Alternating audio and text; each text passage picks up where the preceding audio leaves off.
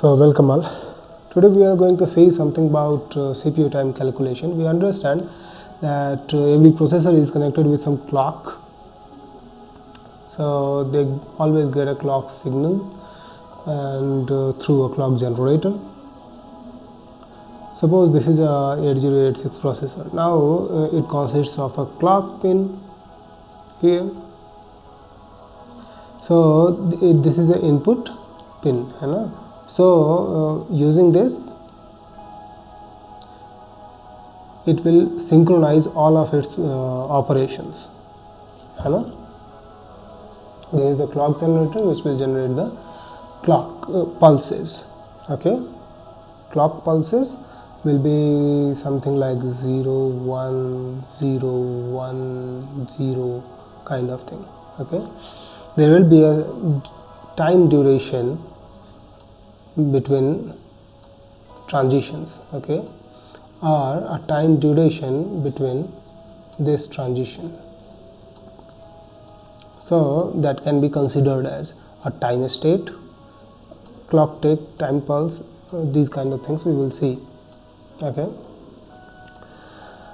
so suppose this is actually 0 1 0 1 0 again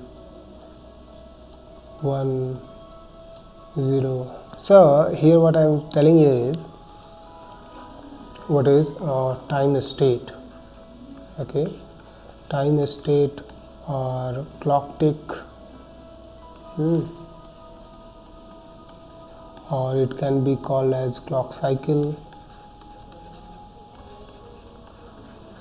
or it can be sometimes clock period.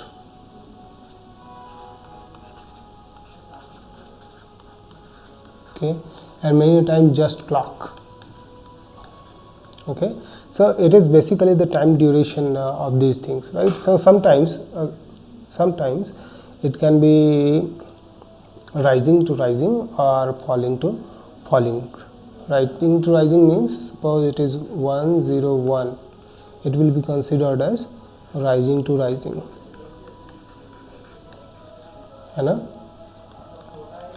and 0 1 0 will be considered as falling to falling. What does it means? It is something like these are age triggered signals.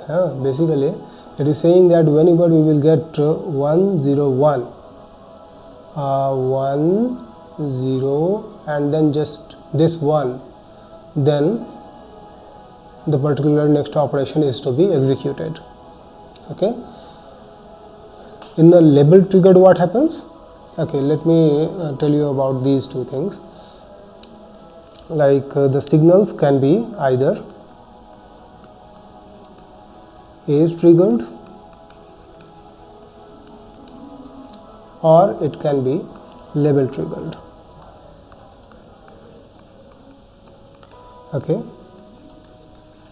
in age triggered what happens? So it says that the signals maybe it can be considered as activated when the pulse transition takes place. 1 0 1, at this point it will trigger the next operation, or if at all it is 0 1 0, it can also be considered. So whenever this happens, here you can see it is something like 0 1 0. Whenever this happens, you will say that at this point 0 1 and 0.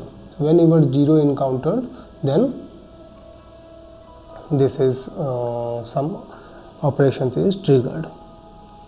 In label triggered what happens? Label triggered is either whenever it is 0 1. So till the period when it was 0 it was 1, it was active. Till the period it was 1, it was active. It is not only that 1 is active, it can be either active low or active high. Okay, it can be active high or it can be active low. Active high means, suppose ALE is a pin which is active high, which means whenever the clock pulse is 1, it is working. Another one signal can be CS bar. This is active low. Whenever clock pulse is 0, then a particular signal is working. So active low signals are generally represented with this bar over them. Okay, so these are certain things which can be helpful in understanding. Basically what we are going to understand is clock tick, clock pulse are there, based on which execution time of a program will be calculated. So basically when we talk about a CPU time, what it is, CPU time is basically the program execution time. Okay, so whenever we want to execute a program, it has set of instructions which will execute, and it will execute according to the clock pulse time. It will take certain clock pulse, it will take certain clock cycles to execute. Okay, so as you understand that this particular time state can be called as tick or clock tick, clock cycle, clock period, or directly clock, right? So for every transition of time state, there is a delay present. Okay, so we are talking about clock cycle. So what happens in clock cycle? It is a delay between the transition. Okay, delay between the transitions. So something, what happens, it is 0 and it is 1, 0 and 1. So what we are thinking is, if at all it is label triggered, then how much time this is something, right? If at all it is age triggered, what is actually 1, 0 and then 1 comes, right? So what is this period? This will be considered as clock cycle. So what is the time period for this particular wave to come again at the same place? This will be considered as 1 clock cycle, है ना? So this is a delay. Now this delay can be measured in nanosecond, maybe 1 nanosecond, 2 nanosecond, okay, such kind of things. Now, so it doesn't matter for our calculation. We will calculate our CPU time in terms of clock cycle. Now the clock cycle is of 2 nanoseconds, and we multiply by 2 if at all it is whatever it is. So basically what we have to do is, we have to find the CPU time. Suppose we are trying to find the CPU time. What it means, we have to calculate it based on the time taken to execute, right? What are we executing? The program. So CPU time can be number of seconds, okay, for executing the program. Okay, no problem. Now this can be written as instructions in the program, right?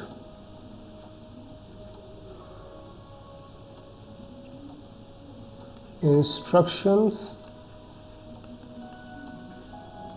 in the program into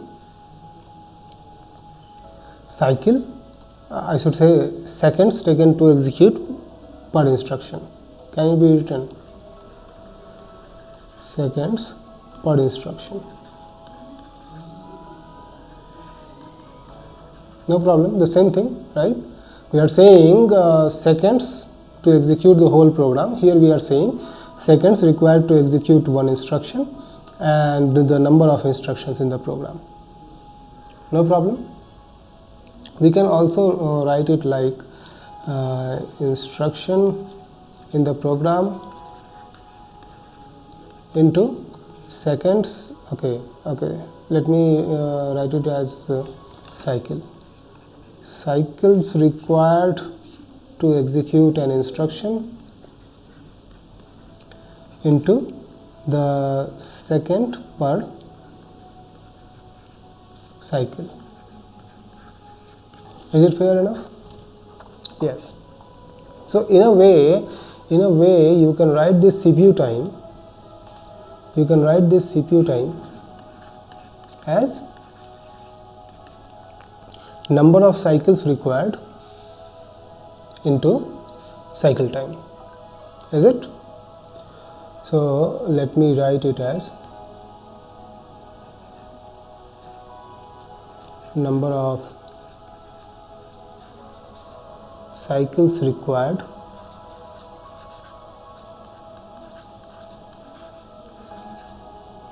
to execute a program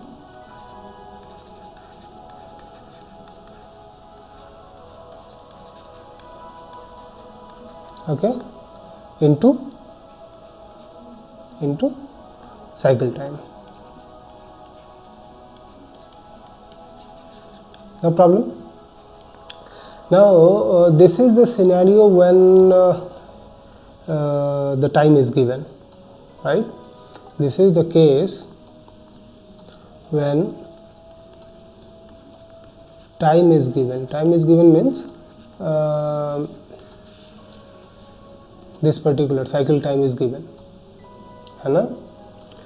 Now if the frequency is given, sometimes the time is not given, as we have seen, frequency is given, the rate that this much instructions can be executed in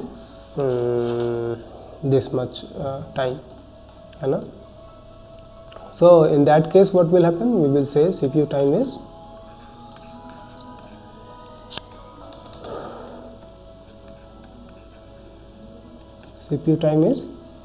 number of cycles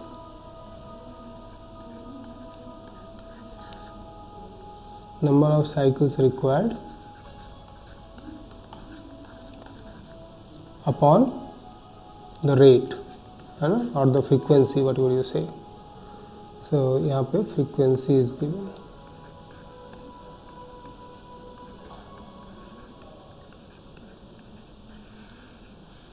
Right? So these are the two formulas for calculating the CPU time. Okay. Now if you want to find this CPU time, it is number of cycles required. This number of cycles required, what it can be?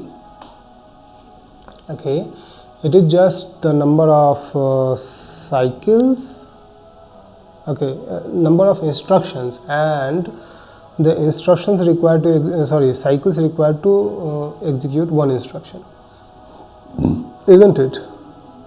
Number of instructions into the cycles required to execute one instruction.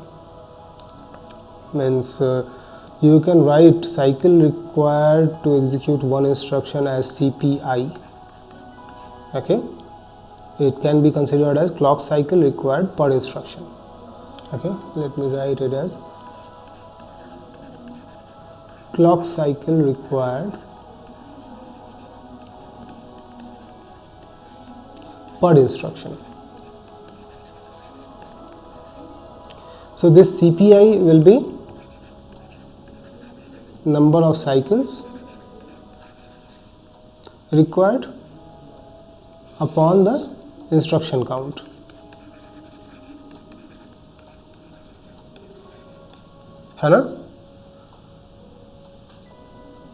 Means what is the number of cycle?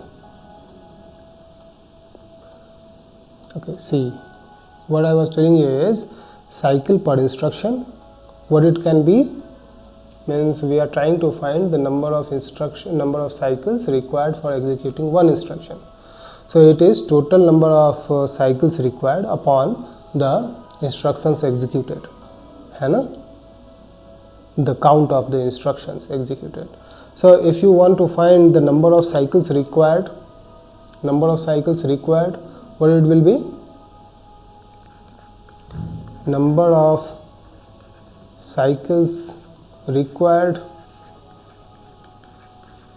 is instruction count into CPI, right?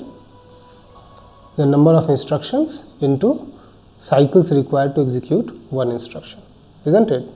So if you want to keep this thing into your this particular formula, what it will happen? It will give you, suppose, CPU time is number of cycle required into clock cycle time, है ना? So it is CPI into IC and then into cycle time, right?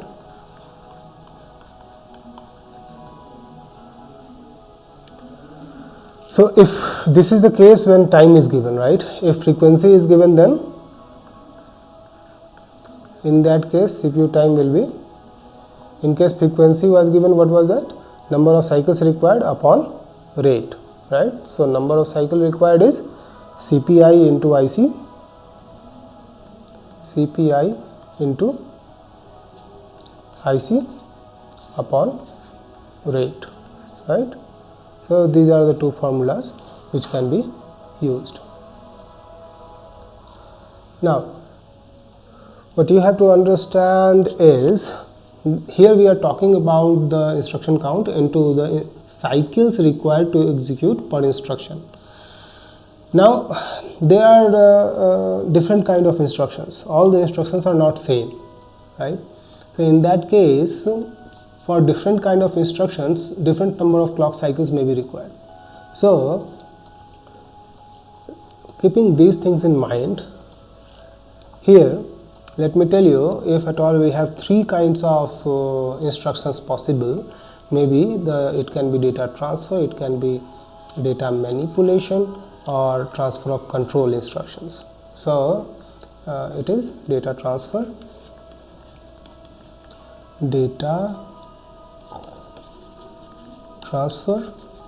it is data manipulation, and then it is transfer of control. Okay, so these are three types of instructions possible, if at all. Then what will happen to CPU time? CPU time is summation of all the instructions, all the CPIs, है ना, based on I, है ना. I can be any one of these into ICI,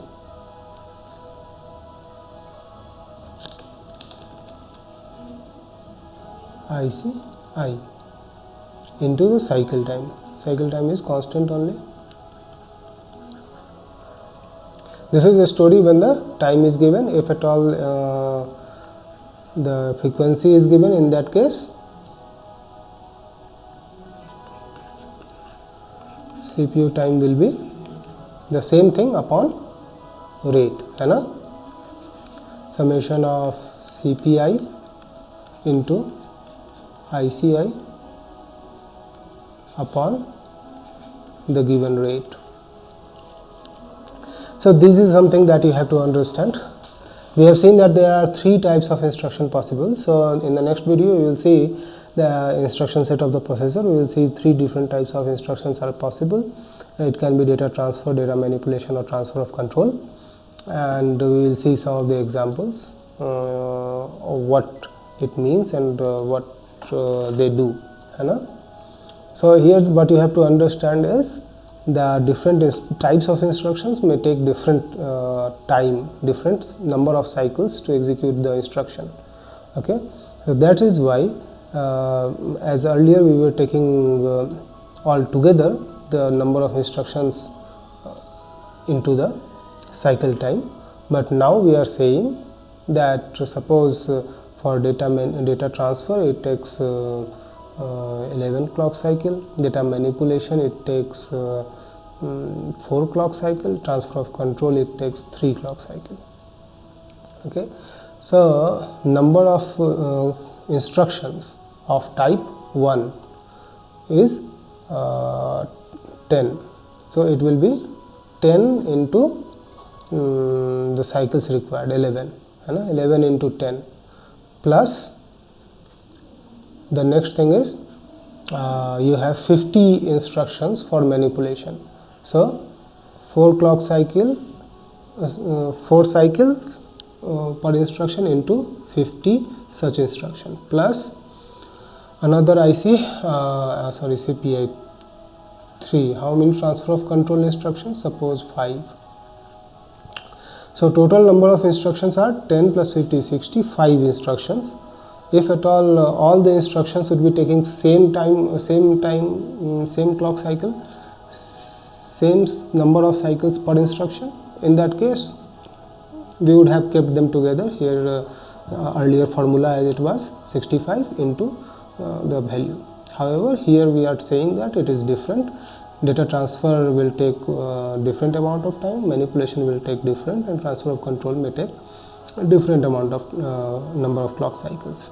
However, the clock cycle time is fixed, constant.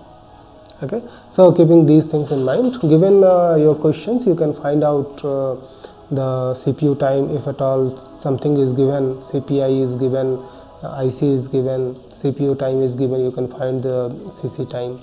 You can, some of the things are given, you can find the other thing, maybe rate is to be found. So these are certain things that you can do. In the next video we will see something about instruction sets. Okay, thank you.